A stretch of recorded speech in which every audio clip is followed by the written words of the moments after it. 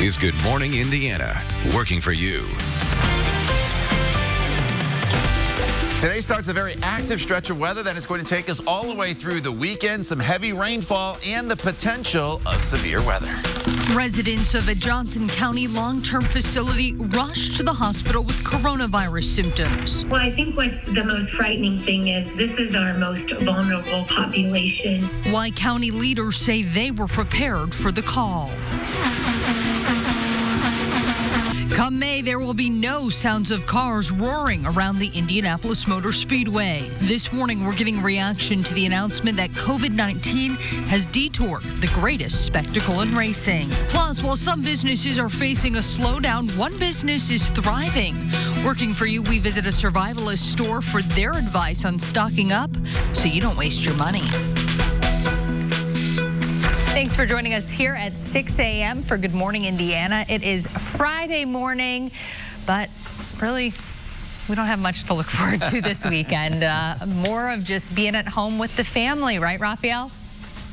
Being at home with the family. I have my boots and my umbrella ready as Todd Clausen prepares to tell us it's going to be a very soggy weekend. So, Todd, fill us in. Yeah, you know, between this morning and by the time we get to Sunday morning, we're looking at probably 1 to 2 inches of rain across the area, maybe even a little bit more in spots, with the added threat of some severe weather as we get into the day tomorrow. None of this is severe that you see on Storm Team 6 radar right now, but there is some heavy rainfall and lightning in southern locations, and this is just getting ready to move into the Bedford area. Should be approaching Bedford here by about 6:21, Mitchell by 6:28 here this evening. And even in Bloomington, there's a few lightning strikes just south of campus and downtown as you work your way towards Lake Monroe. So that you probably are hearing some thunder in Bloomington.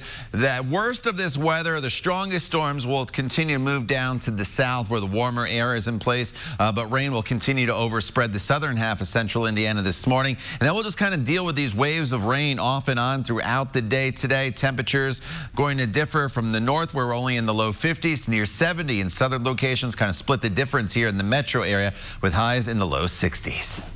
All right, Todd, thank you. We're taking a live look. I-70 at the Sam Jones Expressway right now, as it has been all week. Very little traffic, no issues to report. Raphael.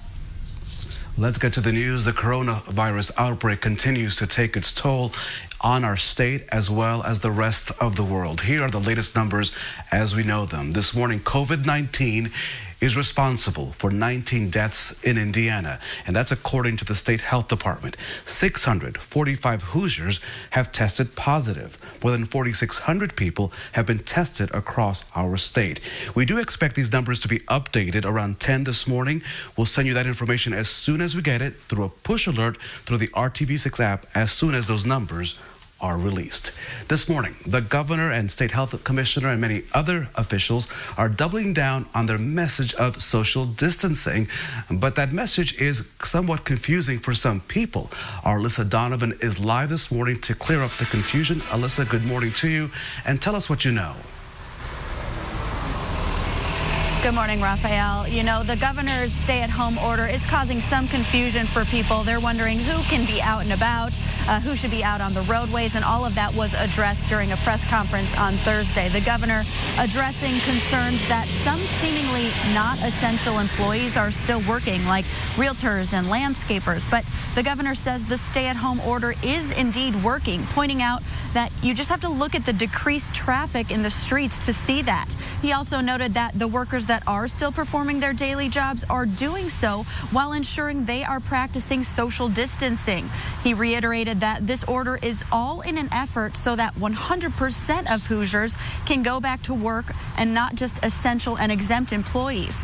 Indiana State Police Superintendent Doug Carter also addressed confusion about the stay-at-home order that he's hearing about, noting that he's personally heard from Hoosiers who say they have been pulled over, but he's not been able to substantiate all those reports, saying people are still allowed to be out for essential travel. No need in Indiana, anywhere in Indiana, in any city, any county in Indiana where you have to have a document explaining that you're essential or not. I hope in America we never get to that point. Carter says they are working to keep that message clear to all law enforcement officers across Indiana that they cannot stop people to ask them why they are out during the stay-at-home order. And the governor also reiterated that people are allowed to be outside during the stay-at-home order, and he encourages people to go walk their dogs or go for a bike ride while they are still practicing that safe social distancing. Reporting live, Alyssa Donovan, RTV6. Alyssa, thank you so much as our team coverage now continues not far from our live Johnson County studio here. 7 residents of a long-term healthcare facility here in Franklin have tested positive for COVID-19. It happened at the Otterbein Senior Life Campus Center Wednesday night. First responders were called to the facility to take the patients to the hospital. Johnson County officials say things went smoothly because the county had been preparing for something like this to happen. Seamlessly got the transfers taken care of to get those individuals out of that facility and into hospitals. This picture shows one of the patients being loaded onto an ambulance. There haven't been any other residents who've tested positive at Otterbein, but the situation is being monitored very closely. The facility tells RTV6 that their focus right now is to their residents and making sure that they're safe and letting their family members know what is going on. Indigo now making some big changes as well because of COVID-19 to make sure that you are safe when you use the public transit system. Beginning Sunday, all transit fares will be suspended. Riders will be required to board through the vehicle's rear entrance. Accommodations for people in need of the wheelchair accessible ramp will continue to be made at the front door of the bus. Please be aware that the Saturday schedule will be in effect now Monday through Saturday. A Sunday service will stay the same, and Open Door will limit capacity to 1 rider per row. There are some people that are unable to get out and about. They're stuck in their homes due to COVID-19. Seniors with health conditions are among that population. But working together, here's a solution that is confronting both personal hunger and personal health. It's the sound that help is on the way for those who fear going hungry. Let's do a boost. And the Southport Police Department has become a distribution center for seniors in Perry Township in need of groceries, medicines, and even pet food. Some of these seniors don't have any family in the area, don't have a lifeline, so to speak. So I don't know what they would do if we didn't provide services like this. Throughout the day, officers take turns making the deliveries, including Police Chief Tom Vaughn. Where you can come in and see the operation, you can see what we're doing, what we're putting together, what we're buying, so you know that what you're giving us is going to, where you want it to go. Some receiving food are among the most vulnerable to COVID-19. At this address, Diana Scott was waiting.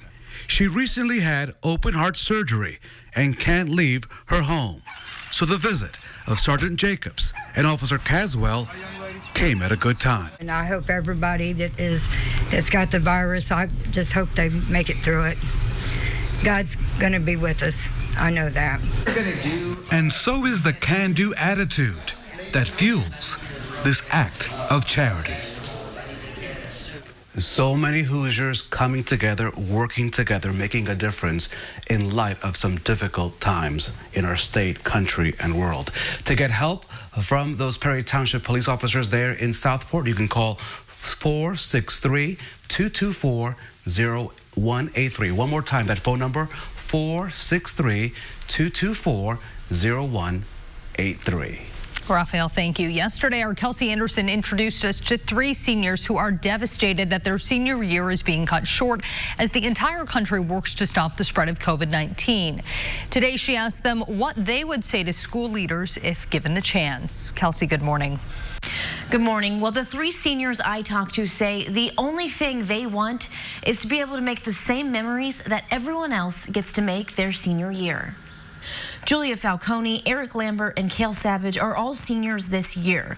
They know the possibility of them having a graduation ceremony and a prom on the scheduled date is unlikely at this point in time, with schools not going back until May 1st. But they say if they could talk to their school leaders, they would ask to have the dance and the commencement ceremony, even if it's in the middle of summer. You can never get those memories back, so I'd be really excited if I had those last chances, and I can speak for the other seniors who don't want to miss out on any of those memories. Savage and Lambert are both in band at Greenfield Central, and they say their spring concerts probably won't happen. They say they're already missing out on so many memories they would simply be making in the classroom, and they don't want to miss out on these big events, too. Working for you, Kelsey Anderson, RTV6. All right, we have some thunderstorms rocking and rolling this morning through Lawrence County, moving into Bedford right now. Nothing severe, but I'm sure you're hearing the thunder and the heavy rainfall pounding the rooftops there through much of Lawrence County. The rain becomes a little lighter as you work your way to the north, but it's the first wave of several waves of rain that we'll deal with not only today, but tomorrow as well. We'll talk all about it coming up in your Storm Team 6 forecast. The time now is 6:11. Lease on the 2020 Rogue. Welcome back and good morning to all of you here in central Indiana. This is a live look at I-65, I-465 South. Traffic starting to pick up in this area, but it is all moving along just fine. Through our Hiring Hoosiers initiative, we're committed to connecting you to jobs, resources, and training opportunities. And during this COVID-19 crisis, many workers here in our state are finding themselves on the unemployment line. That's why our Lauren Casey spoke with one local company looking to hire laid-off service industry employees during the pandemic.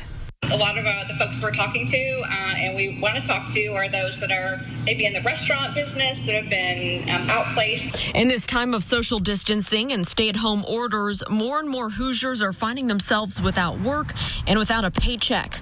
As days pass, bills become due, families need support. And so for many, just waiting until this is over is not an option. But here is an option to hold you over until your job becomes available again. Where we come in to support that is, as you can imagine, as those folks are going home, they're having to take equipment home. We're having to work with our clients to image new laptops. Amy Hall is the VP of HR for a company in Indy called Bell Technologics. They specialize in serving clients in field services, working remotely, and more. Of course, as they go home, lots of folks have questions. They get home, they've not worked home-based before, so they might have, connectivity issues or what have you. So we're seeing our volumes on our service desk increase 5 to 10 times the regular volume. So Bell Technologics is looking to hire those laid off, especially in the service industry, to put their people skills to good use during the crisis as customer service support. Not technical. They just really have to be able to provide some great customer service to the end user who's calling in. The company is hiring 50-plus customer service reps, and that number could grow. These are temporary positions they hope will not only help the clients they serve, but also the Indy area as a whole, as they have the ability to put Hoosiers who are unemployed back to work. Lauren Casey, RTV6. As a customer service rep, you could work from home. Typical hours are 8 to 5. They can help you set up the equipment and get the skills necessary to do the job. You can apply now on their website, and we've posted a link to that on our website, hiringhoosiers.com. More Hiring Hoosiers here at RTV6. For the first time ever, gig workers may be eligible for unemployment benefits. That's under the new federal stimulus bill. Here are the details on this. Gig workers are those considered to be self-employed or freelancers or contractors, and usually they can't get unemployment benefits because they don't typically pay into the system. But under the new federal bill, those funds will be available. Freelance or gig work has become more common these days, with companies like Uber who consider drivers to be independent contractors.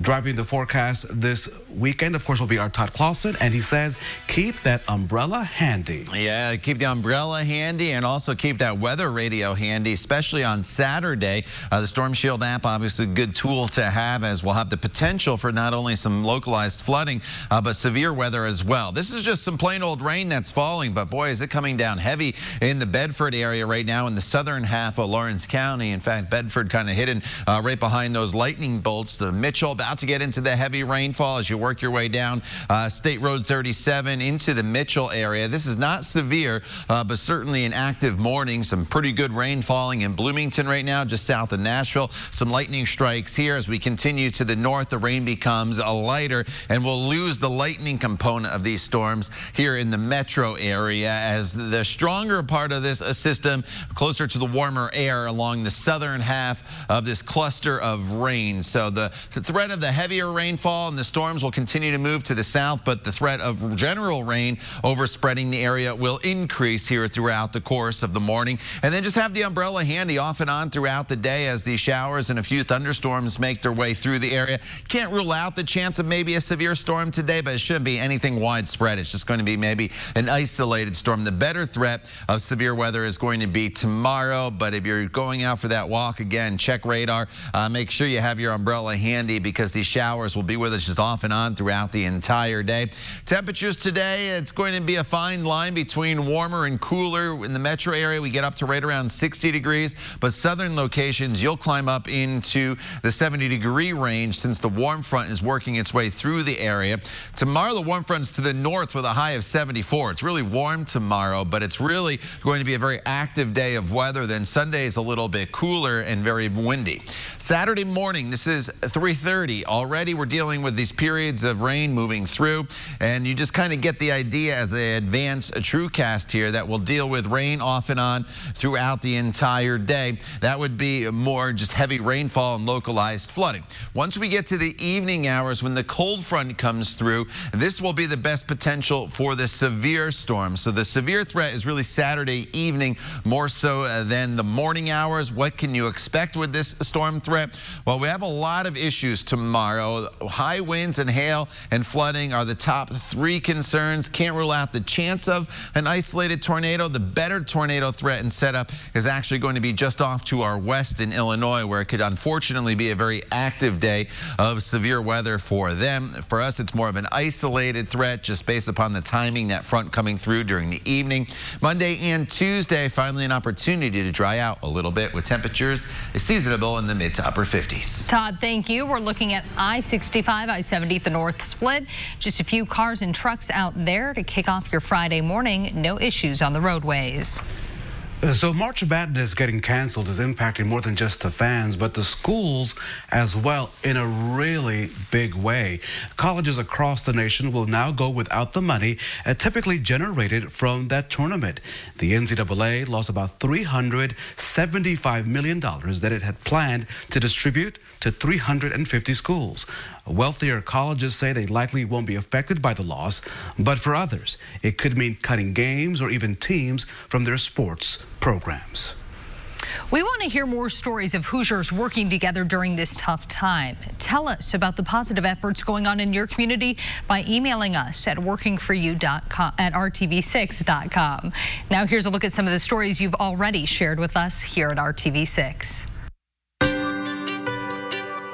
In the midst of the public health crisis, we've watched people all across the city reach out to their neighbors. It's the little bits, that can sometimes make things, a little bit better. In Zionsville, the owners of Bites Coffee and Dessert Bar are giving first responders and medical personnel free coffee, breakfast, and treats through the end of April. It's their way of supporting those who are keeping the community going. As long as the store is allowed to do carryout and delivery, they will give any active police officer, firefighter, nurse, or doctor free coffee and treats. It's the right thing to do, and it's a very, very small thing. I was laying in bed the other night, and I thought, you know what? Let's just have a little statement to everyone that says we're not going to evict anybody in a time of crisis. So far, he says his tenants who can pay are planning to. The offer, a 60-day eviction-free window, only applies to those in need. It's scary for property owners, too. We have utilities and mortgages that are coming due, but you know what? We're all going to have to sacrifice a little bit, and this is just this is a very small thing for us to do.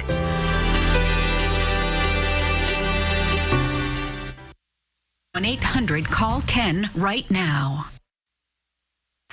It is time for what's trending at 6. So, of course, we have to show you this video from a Georgia aquarium. It's closed because of the COVID-19 outbreak, but that didn't stop some special guests from stopping by. The Atlanta Humane Society let some of its puppies wander around the aquarium to make friends, get some treats, and relax. We hear no fish were harmed in the making of this cuteness.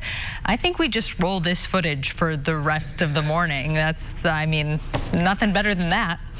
A change on the fly since hockey is on hold amid the novel coronavirus crisis. Equipment manufacturer Bauer is shifting from making visors for helmets to making medical visors to help those on the front lines of the pandemic. The company will send thousands of devices to doctors and nurses in Canada first, then the U.S.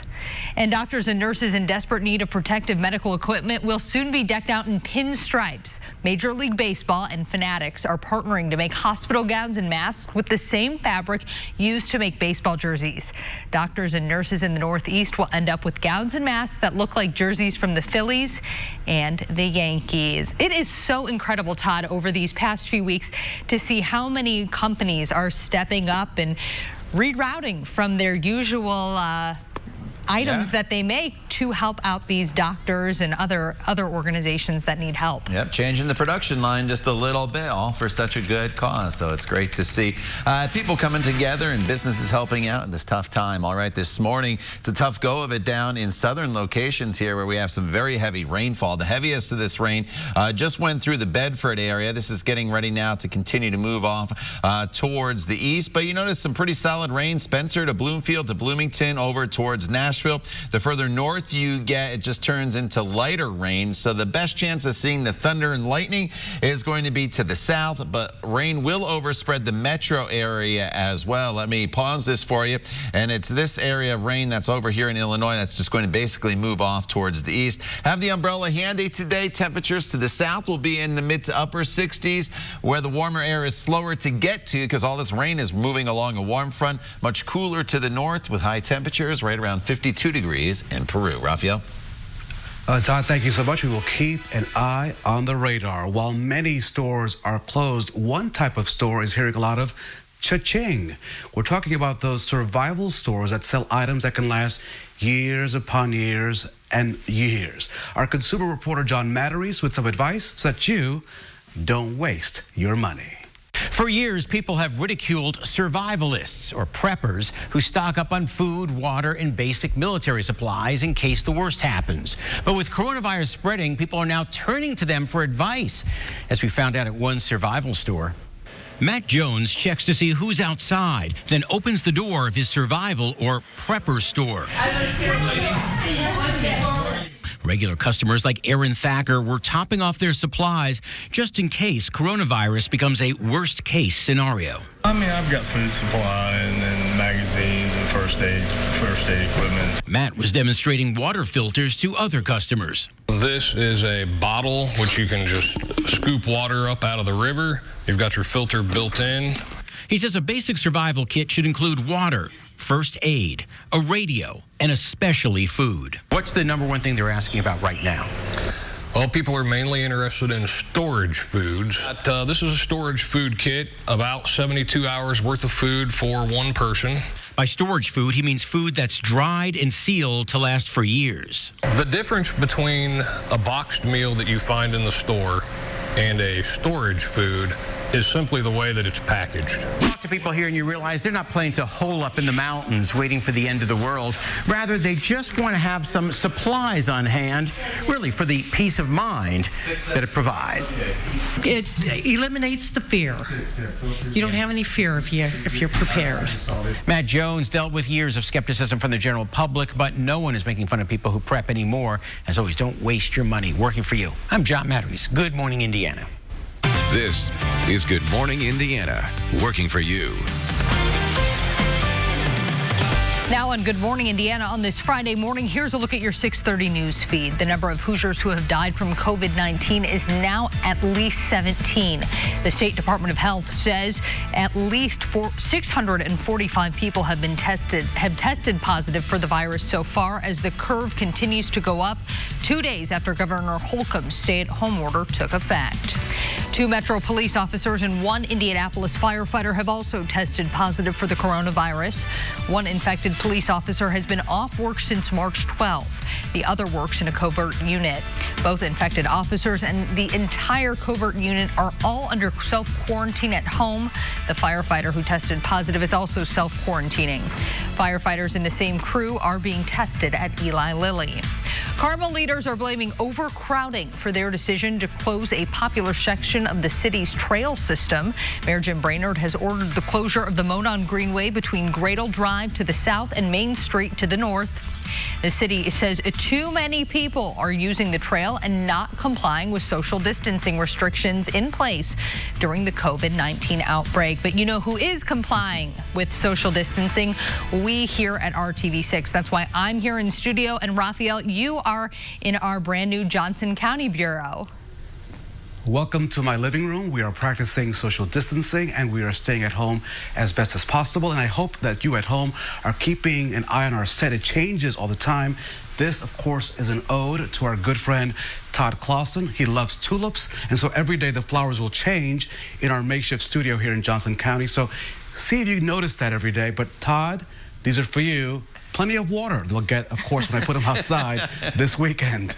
Yeah, well, thank you, Raphael, first and foremost. I do like tulips, and I can't wait for them all to pop out of the ground. They're already obviously coming out of the ground across much of central Indiana, but the flowers haven't bloomed as of yet. One of my favorite times of the year when the flowers and the magnolia tree is getting ready to start to bloom as well. The rain, though, that's our issue here this morning. The heaviest of the rain just went through Bedford with some pretty good downpours and also some thunder and lightning. None of this is severe, though. That's the good news. And as we slide to the north, some steady and heavier rain from Spencer to Bloomington to Nashville. A few lightning strikes within this moderate band of rainfall. Then as we come to the north, the light rain just now approaching downtown Indianapolis, but no lightning in and around the metro area. And this is just the first wave. It will be wave after wave after wave of rainfall that'll be heading our way, not only today, but throughout the day tomorrow. Today, just a very small threat of an isolated and strong to severe storm. Tomorrow, a much better threat of severe weather across the area. Have the umbrella handy if you're going out for that walk today,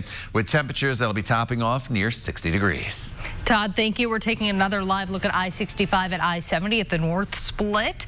Couple of cars out there to kick off our Friday morning. No issues on the roadways. The United States is now the epicenter of the COVID-19 pandemic worldwide. This is a live look at the Coronavirus Resource Center map from the Johns Hopkins University of Medicine. Almost 86,000 cases of the virus have now been confirmed across the country so far. The number of people who have officially died from COVID-19 is now just shy of 1,300 in the U.S. Doctors estimate those numbers are higher due to a lack of consistent testing.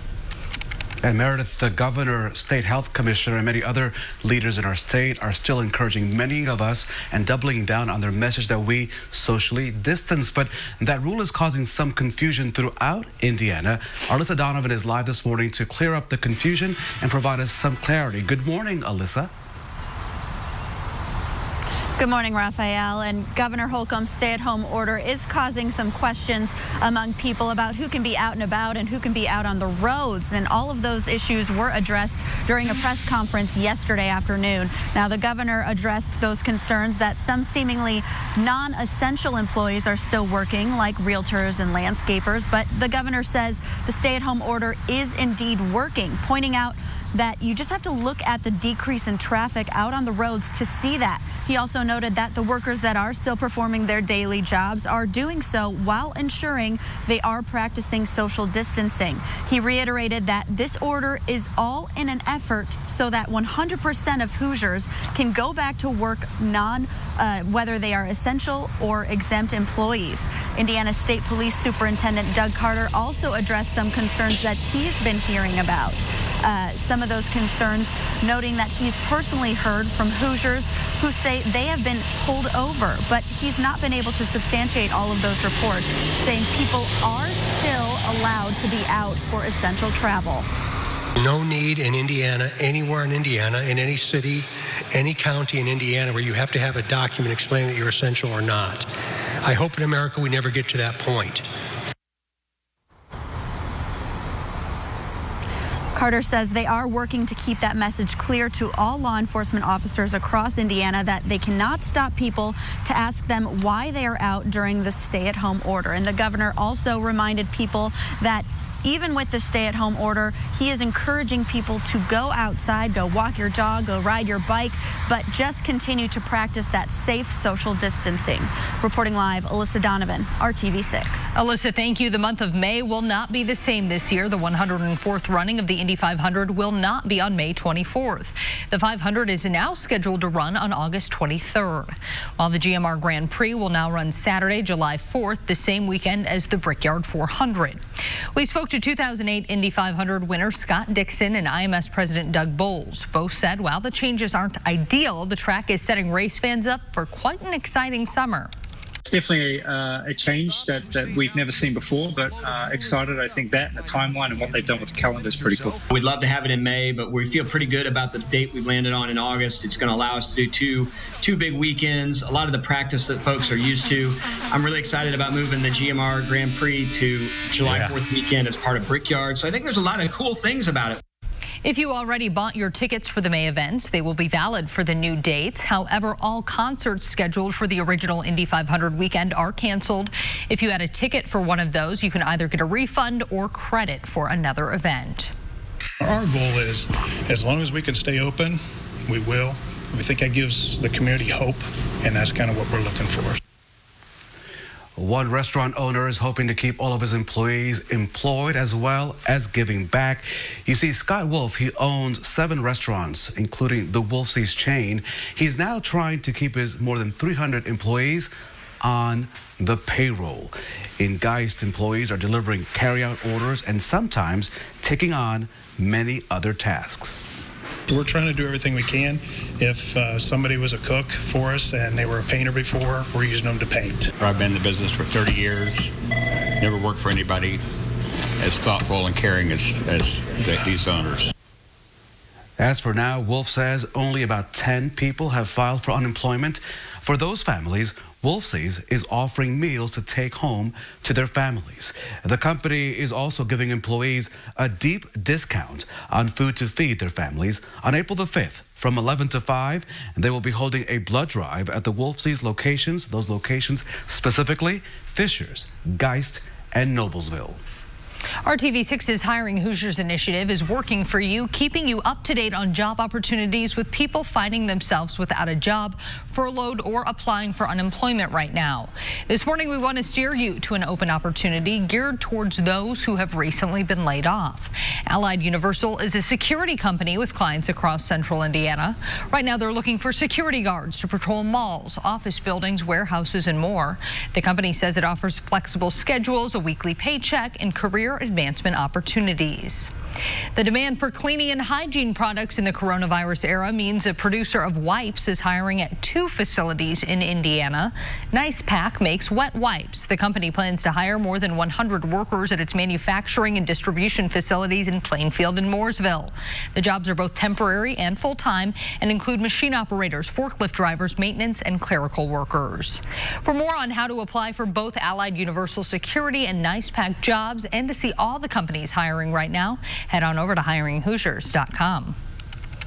We're following the senior class of 2020. Our Kelsey Anderson on Thursday introduced us to 3 seniors who are devastated by their school's cancellations in light of the COVID-19 that those cancellations, of course, caused to stop the spread of the virus. Today, she asked those seniors what would they tell school leaders if they had a chance. Kelsey, good morning.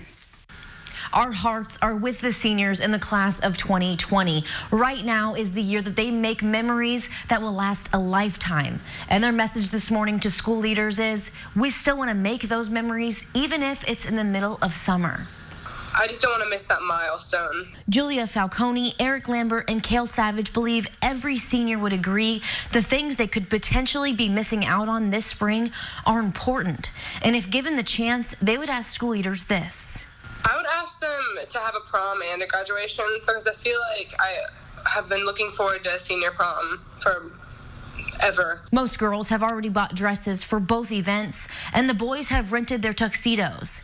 They say they would be happy to make these memories, even if it's after the school year is technically over. Absolutely make it happen, because this is what we've been looking forward to for 4 years minimum. We can never get those memories back, so I'd be really excited if I had those last chances, and I can speak for the other seniors who don't want to miss out on any of those memories. They tell me they're hoping that more seniors will maybe write letters or send emails to school leaders saying that this is important to them and they want to make these memories just like everyone else. Working for you, Kelsey Anderson, RTV6.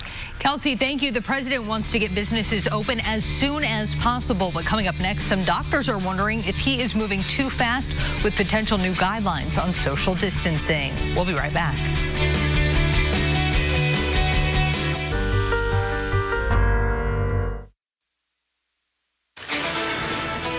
Welcome back to Good Morning Indiana from our live studio here in Johnson County in the city of Franklin, my living room. New guidelines will be out today, possibly from the White House on social distancing, but not all health professionals are on board with the plan.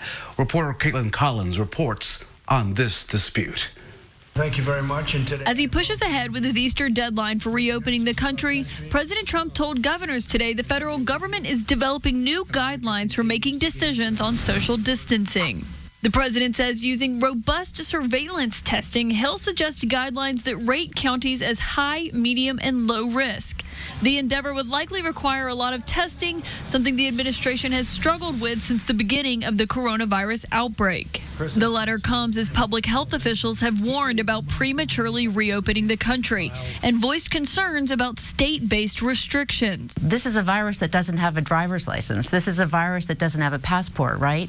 Just because you're in a state that is taking measures to control this doesn't mean that your neighbors 2 miles away in the next state are experiencing the same measures that are going to be required. Devastating new jobless numbers could add fuel to the president's push to reboot the country within weeks. After more than 3 million Americans filed for unemployment for the first time, Treasury Secretary Steven Mnuchin dismissed the surge. You know, to be honest with you, I just think these numbers right now are not relevant, and, you know, whether they're bigger or smaller in the short term. Instead, Mnuchin is focusing on the sweeping $2 trillion relief plan in Congress. Now with this bill passed by Congress, there are protections. The bill offers assistance to laid-off workers and promises a $1,200 payout to millions of Americans. It will also provide small businesses with support the administration hopes encourages them to rehire workers. In a sign of the times, the Federal Reserve Chairman made a rare appearance on television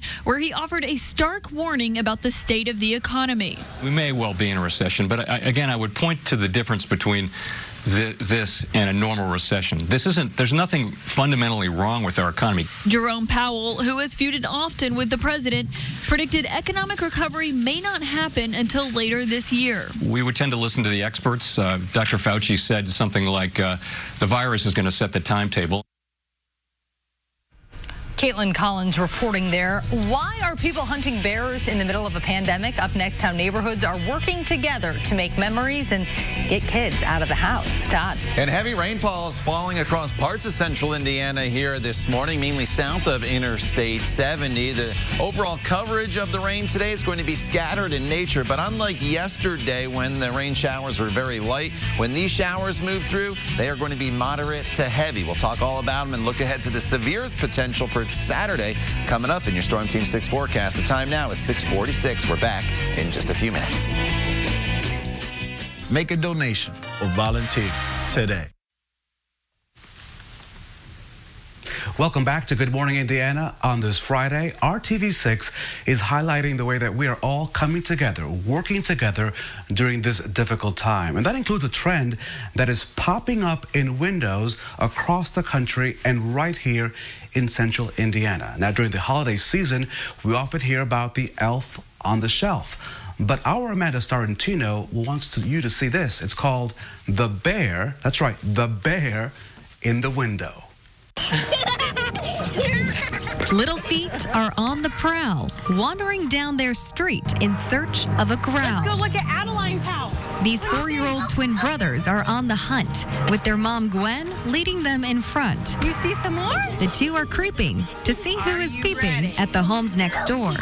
For Harrison and Edison, with some imagination, these teddy bears have some magic in store. It's about time for bears to be coming out of hibernation anyways, and now they're popping up in windows all across neighborhoods everywhere. But do not fret, these creatures are only here to gaze and to bring a sense of wonder from the woods, not to scare. Who would have thought we'd go for a bear hunt on a weekday afternoon? That's not our normal routine. Gosh, look at all the bears! The Chastains are, like most families, adapting to a new normal for now. Do you see some in the windows? And this mom caught on to a trend that social distancing will allow. So I thought, let's try it. We texted about 20 of our neighbors and we said, hey, would you guys jump on board and put teddy bears or pictures of bears in your windows for the kids in the neighborhood to walk around and go on a bear hunt?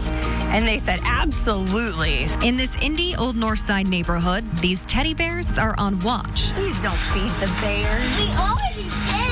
As we all work together to make it through this unprecedented March. This morning they woke up and they were ready to go. They wanted to go find those bears and have some fun, which as a mom, it makes it kind of light and nice right now, especially kind of in this stressful time. To see your kids smile, to see them get excited, to see neighbors get into it, so that has boosted morale as well. Look, there's some in the window. Do you see them? A little gesture with just a toy. Guys, we're gonna go for a bear hunt. Is going a long way to spread some joy. Are you ready? In Indianapolis, Amanda Starantino, RTV6 News.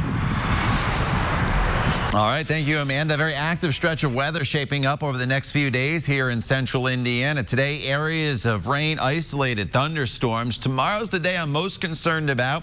We have the severe threat with the potential of flooding as well. And then Sunday, the rain comes to an end pretty early, but it turns into a very windy day with gusts over 40 miles per hour. Here's what's happening right now, though. Look at this heavy rain that just went through Seymour, pushing into North Vernon. We've lost a lot of the lightning, still a few lightning strikes here and there, but not nearly as many as we had just 15 to 30 minutes ago. A few of those lightning strikes in the Bloomington area were steady, and heavier rainfall is coming down. Then as we slide to the north, we're just dealing with light rain in and around the metro area. I just poked my head outside the door here at RTV6. No rain as of yet, but this wave here near Terre Haute, that's going to be making its way into the metro area over the next hour or so. Throughout the day today, you just have to have the umbrella handy if you're going to go for that walk through the neighborhood. We'll have periods of rain moving through. There'll be dry hours mixed in as well. It's not a consistent all-day rain for us, but there'll always be the threat of rain in our forecast. And then as we work our way throughout the afternoon hours, a big temperature split today. Only 50s to the north, 60s to the south. All this rain that we'll be dealing with today is going to be along a warm front that'll slowly be making its way from south to north across the state of Indiana. So the further north you are, unfortunately, you're going to be a little bit colder. I want to jump to tomorrow now for you, because tomorrow's the real active day. The entire state under at least a slight risk of severe weather. It's an enhanced risk here in northwest portions of the state, and then a moderate risk from the Storm Prediction Center in Illinois. I think this is going to be a real rough go of it, with probably numerous tornadoes in Illinois tomorrow. We'll have an isolated tornado threat here in central Indiana, but I think the bigger concern tomorrow is going to be localized flooding, because as I put the TrueCast into motion for you, you'll just have waves of periods of heavy rainfall moving through at times. And just like today, there are some dry hours tomorrow. It's not a consistent all-day rain, but when it does rain, most likely it's going to be fairly heavy. I stopped TrueCast at 7:30 for you, and you notice there's a few spotty showers and storms. This is the cold front that is going to be coming through. It's when the cold front comes through that will have the best potential tomorrow of seeing that severe threat, with wind and hail being the top two concerns. That isolated tornado threat does remain. Then the breezy conditions on Sunday, finally Monday and Tuesday, Meredith, a little bit quieter across the area. Todd, thank you. Good News Friday is next, and don't let the coronavirus keep you from dancing. Next, we'll show you where neighbors got together and stayed apart to jam. We'll be right back. Days from 4:30 to 7.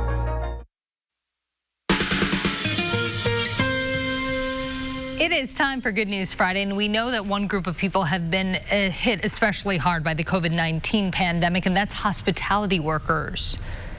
Yeah, those who work in the tourism industry are really in limbo right now. Visit Indy and the Shop Indy campaign sold T-shirts over the past week with proceeds for hospitality workers. Well, they ran out of those T-shirts. The sale is over for now. The sale, though, raised more than $61,000. All of that money will go to relief funds for those workers.